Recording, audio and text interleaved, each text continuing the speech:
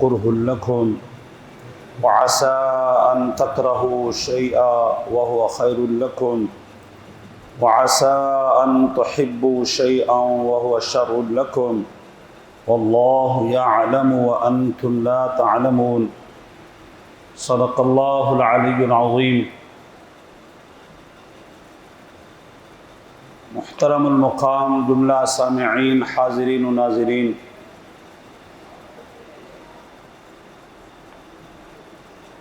سورہ بقرہ کی آیت نمبر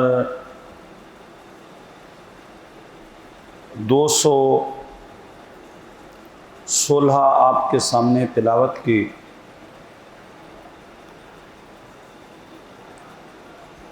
حضور علیہ الصلاۃ والتسلیم جب اعلان نبوت فرماتے ہیں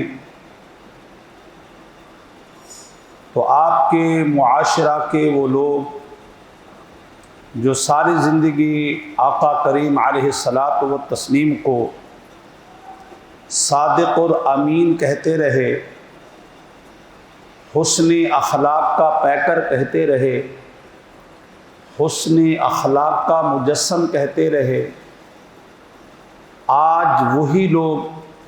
حضور علیہ الصلاۃ والتسلیم کو معاذ اللہ مجنون کہنے لگے، معاذ اللہ ساحر کہنے لگے، معاذ اللہ جادوگر کہنے لگے، معاذ اللہ آسیب زدہ کہنے لگے۔ کبھی آپ نے غور کیا، شخصیت وہی تھی سامنے، ذات وہی تھی سامنے، جو 40 سال سے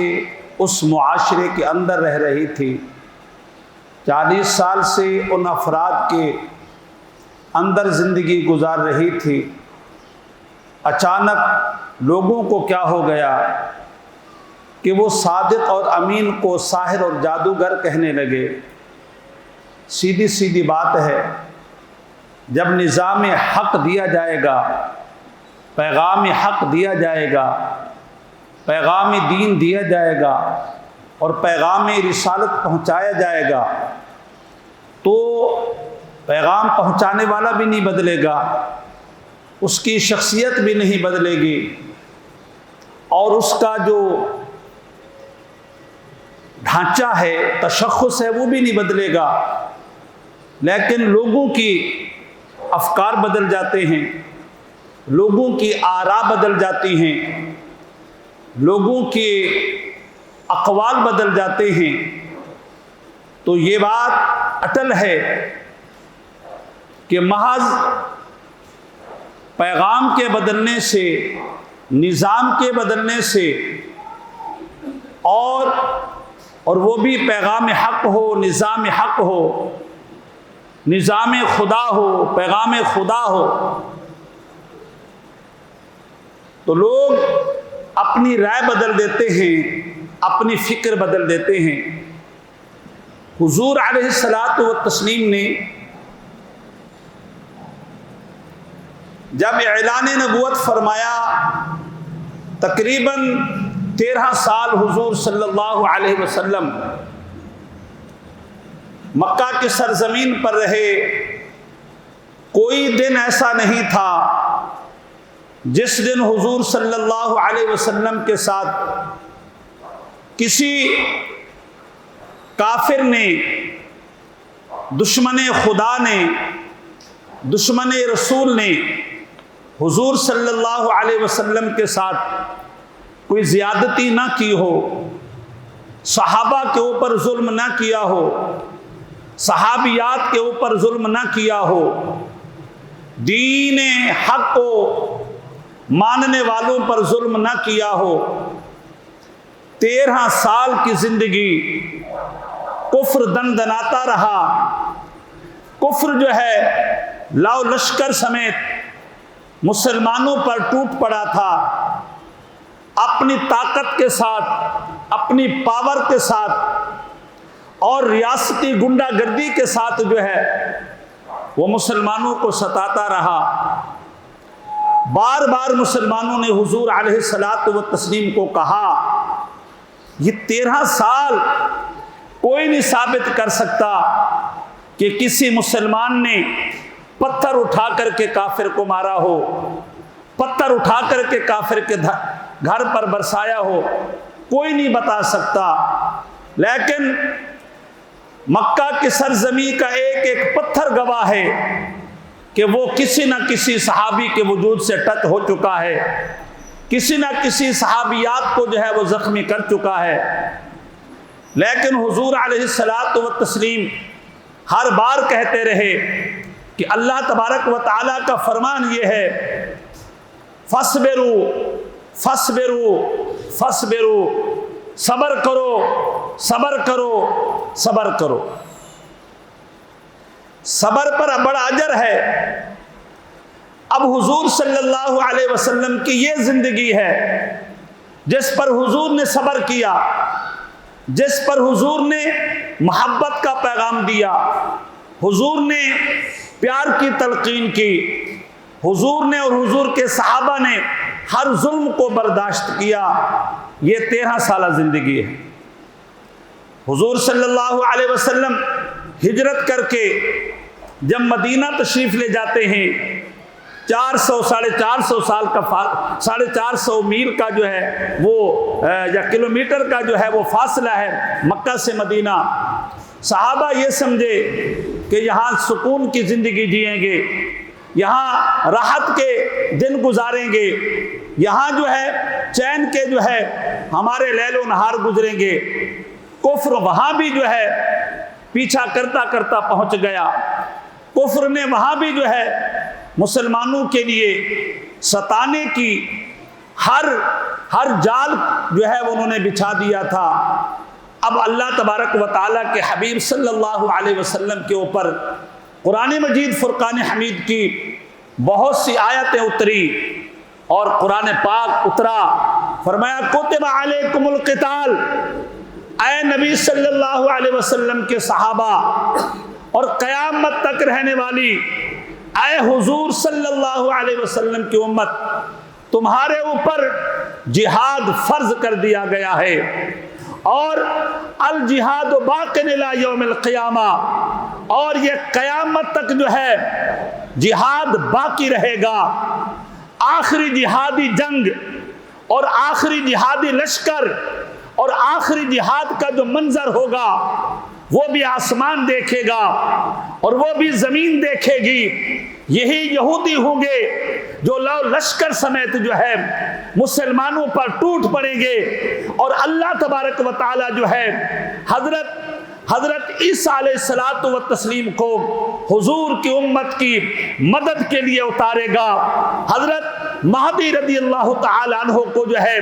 اللہ نازل فرما دے گا۔ اس وقت جو ہے اللہ اکبر، میرے حبیب صلی اللہ علیہ وسلم نے فرمایا مسلمان جہاد کے لیے نکلیں گے اور کافروں کو جو ہے گاجر مولی کی طرح کاٹیں گے، اور کافر اگر کسی درخت کے نیچے چھپا ہوا ہوگا، کسی پتھر کے نیچے چھپا ہوا ہوگا، کسی پہاڑ کے نیچے چھپا ہوا ہوگا، پہاڑ بھی آواز دے کر کے کہے گا، پتھر بھی آواز دے کر کے کہے گا اے مومن، تیرا دشمن اور نبی کا دشمن، اسلام کا دشمن یہاں چھپا پڑا ہے۔ اللہ اکبر۔ حضور علیہ الصلوۃ والتسلیم نے فرمایا یہ آخری جہاد ہوگا، آخری منظر ہوگا اور آخری قتال ہوگا، یہ آخری جو ہے کفر کو جو ہے شکست ہوگی، اور اس کے بعد اسلام کا بول بالا ہوگا۔ حضور علیہ الصلوۃ والتسلیم فرماتے ہیں، حضور نے فرمایا تھا ایک وہ وقت آئے گا عدل و انصاف ہوگا اس دھرتی پر، اور صلح و آشتی ہوگی اس دھرتی پر، امن و سلامتی ہوگی اس دھرتی پر، راحت و سکون ہوگا اس دھرتی پر۔ حضور علیہ الصلوۃ والتسلیم نے فرمایا یہ وہی وقت ہے کہ جس میں جو ہے اللہ کے حبیب صلی اللہ علیہ وسلم نے فرمایا کہ پانی کے ایک گھاٹ پر جو ہے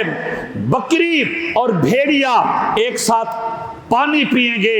بھیڑیا بھی اس کو کچھ نہیں کہے گا اور بکری بھی اس سے خوف زدہ نہیں ہوگی۔ دوستو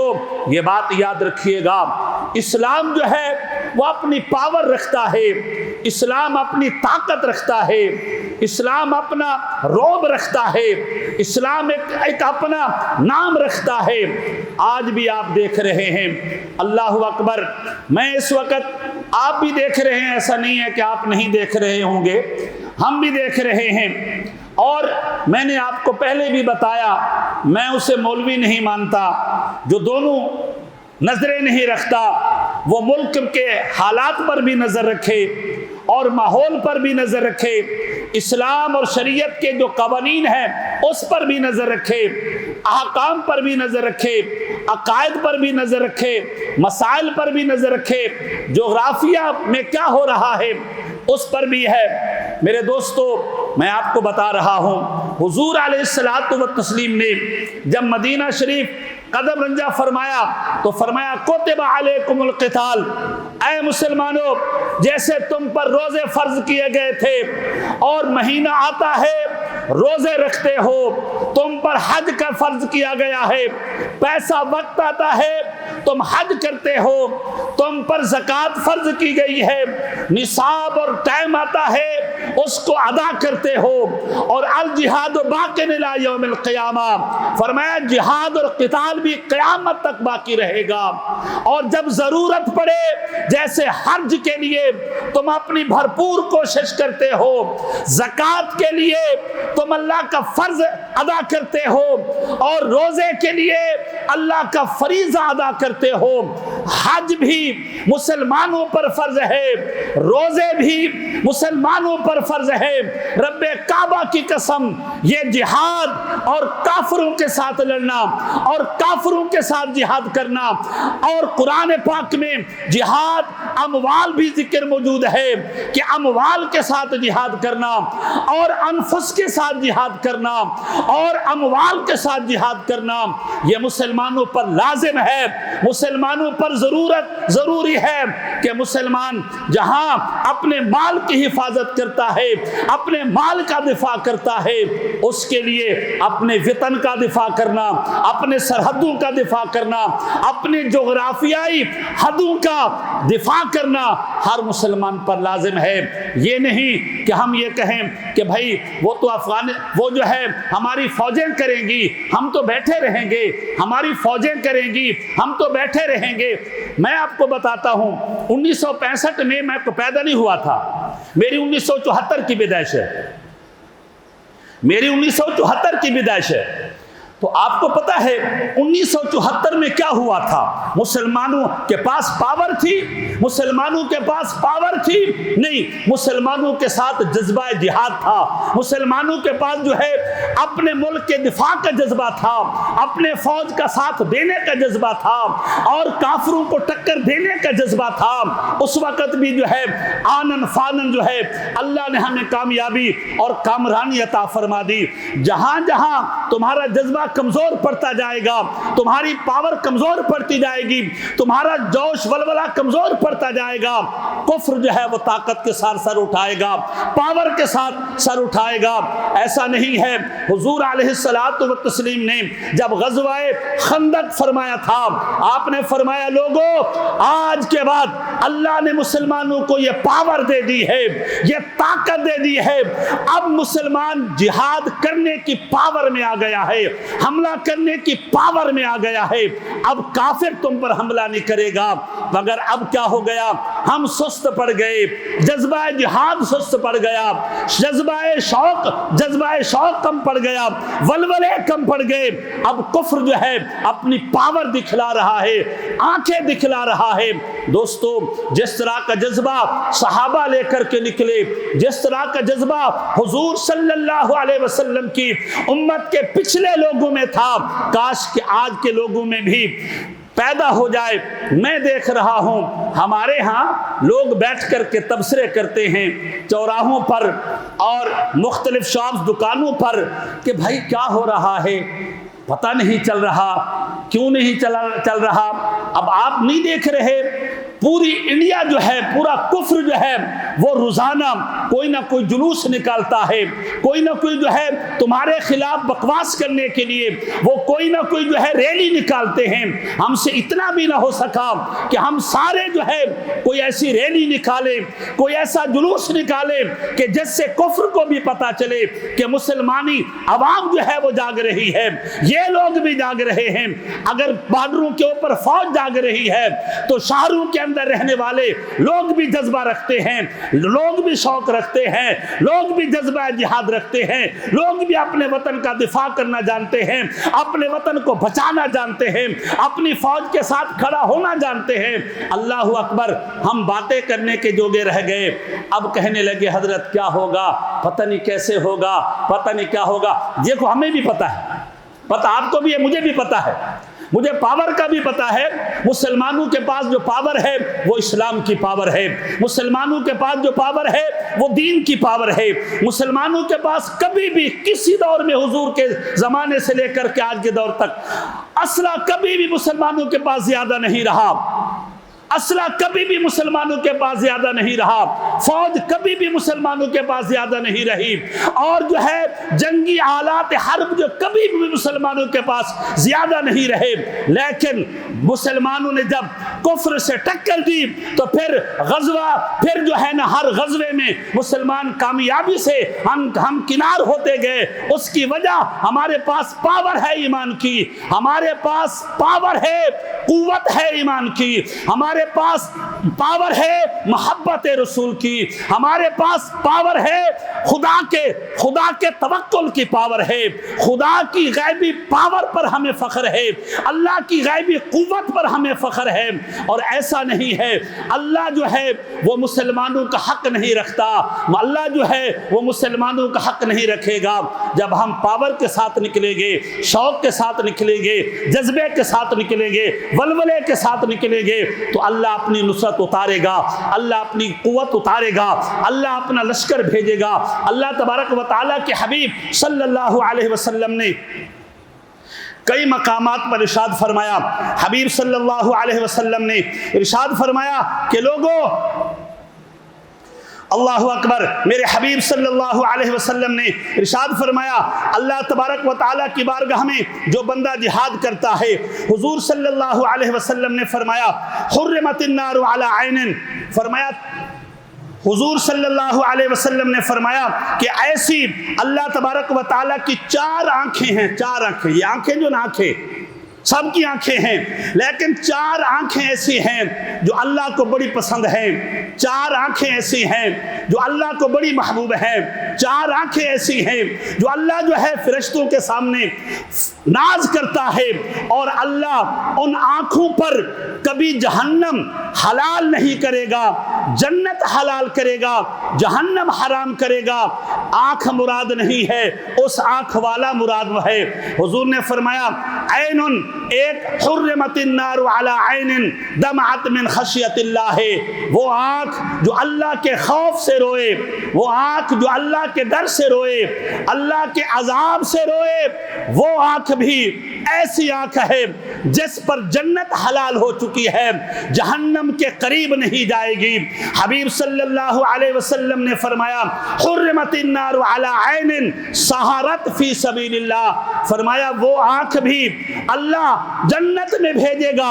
اس وجود کو بھی جنت میں بھیجے گا جو آنکھ جاگ اس لیے رہی تھی کہ کافر حملہ تو نہیں کر رہا، وہ جہاد کرنے کے لیے جاگ رہی تھی، اور پہرا دینے کے لیے جاگ رہی تھی، بارڈر کی حفاظت کرنے کے لیے جاگ رہی تھی، مسلمانوں کی حفاظت کرنے کے لیے جاگ رہی تھی۔ فرمایا یہ آگ بھی، اور یہ آگ بھی، حضور نے فرمایا یہ آنکھ بھی اور یہ آنکھ والا بھی جنت میں جائے گا۔ وَعَيْنٍ غُضَّتْ عَنْ مَحَارِمِ اللَّهِ، وہ آنکھ جو اللہ کے محارموں سے بچتی ہے، بے حیائی کی طرف نہیں دیکھتی، برائی کی طرف نہیں دیکھتی، بدی کی طرف نہیں دیکھتی، اور غلاظت کی طرف نہیں دیکھتی، گندی فلمیں نہیں دیکھتی، گندے سین نہیں دیکھتی، گندی چیزیں نہیں دیکھتی۔ فرمایا یہ آنکھ بھی اللہ کو بڑی پسند ہے، یہ آنکھ بھی اور آنکھ والا بھی جنت میں جائے گا۔ وَعَيْنٌ قُفِّيَتْ فِي سَبِيلِ اللَّهِ، فرمایا ایک ایسی آنکھ بھی تھی، اس نے جہاد پر تو پہرا تو نہیں دیا تھا،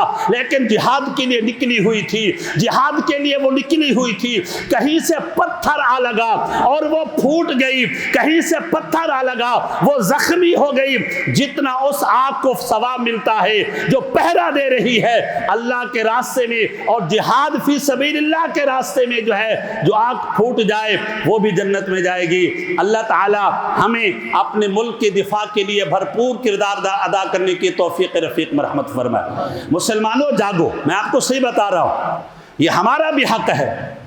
میں ابھی آپ کو نہیں بتانا چاہتا کہ 1965 میں وہ ایوب خان صاحب، یحییٰ خان تھا، یحییٰ خان صاحب تھے،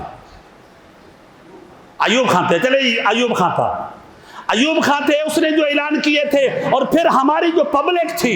ہمارے جو دکاندار تھے، ہمارے جو لوگ تھے، انہوں نے جو کردار کیا تھا وہ بھی اخباروں کی زینت بنا ہوا ہے، وہ بھی ہم جانتے ہیں، وہ بھی میں پڑھا ہوا ہوں۔ تو بہرحال آج بھی میں آپ کو بتا رہا ہوں، اپنے ملک کی دفاع کے لیے جس شے کی ضرورت پڑے، اپنے ملک کی دفاع کے لیے ہمیں اگر مال دینے کی ضرورت پڑے ہم بسم اللہ کریں، ہمیں جان دینے کی ضرورت پڑے تو ہم بسم اللہ کریں۔ اپنے ملک کا دفاع کرنا، مسلمانوں کافر تو خیر لڑے گا، اس کی تو موت ہے، اس کا کوئی فائدہ نہیں ہے، مسلمانوں کے لیے فائدہ ہے۔ حبیب صلی اللہ علیہ وسلم نے فرمایا جو جہاد فی سبیل اللہ کرتا ہے، اللہ کے راستے میں لڑتا ہے، اللہ کے راستے میں نکلتا ہے، دین کی حفاظت کے لیے نکلتا ہے، دین کی دفاع کے لیے نکلتا ہے، ملک کے دفاع کے لیے نکلتا ہے، اور پھر اس راستے میں وہ شہید ہو جاتا ہے، وہ راستے میں جو ہے اس کی گردن کاٹ دی جاتی ہے۔ فرمایا جیسے ہی اس کی گردن کے اوپر چھری اور اسلحہ چلتا ہے، فرمایا اللہ اپنے سارے پردے اٹھا کر کے اپنا دیدار عطا کر دیتا۔ نعرہ تکبیر، نعرہ تکبیر۔ یہ ڈھیلے ڈھیلے اللہ اکبر والے نے نعرہ تکبیر، نعرہ تکبیر،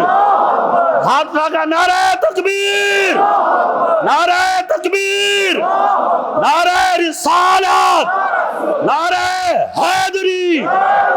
جاگیں یار جاگیں۔ زندہ باد، زندہ باد، زندہ باد۔ لا الہ الا اللہ۔ پاکستان کا مطلب کیا؟ پاکستان کا مطلب کیا؟ پاکستان کا مطلب کیا؟ یہی وہ نعرہ تھا جس نے جو ہے بارڈر الگ الگ کر دیے۔ آج بھی ہم نعرے یہی لگائیں گے کہ انشاءاللہ العزیز لا الہ الا اللہ کے لیے ہم نے پاکستان کو بنایا تھا، اب انشاءاللہ لا الہ الا اللہ کی قسم اٹھاتے ہیں کہ انشاءاللہ پاکستان کو بچائیں گے بھی صحیح انشاءاللہ۔ اللہ تعالیٰ آپ کے جذبوں کو قبول فرمائے۔ السلام علیکم ورحمۃ اللہ وبرکاتہ۔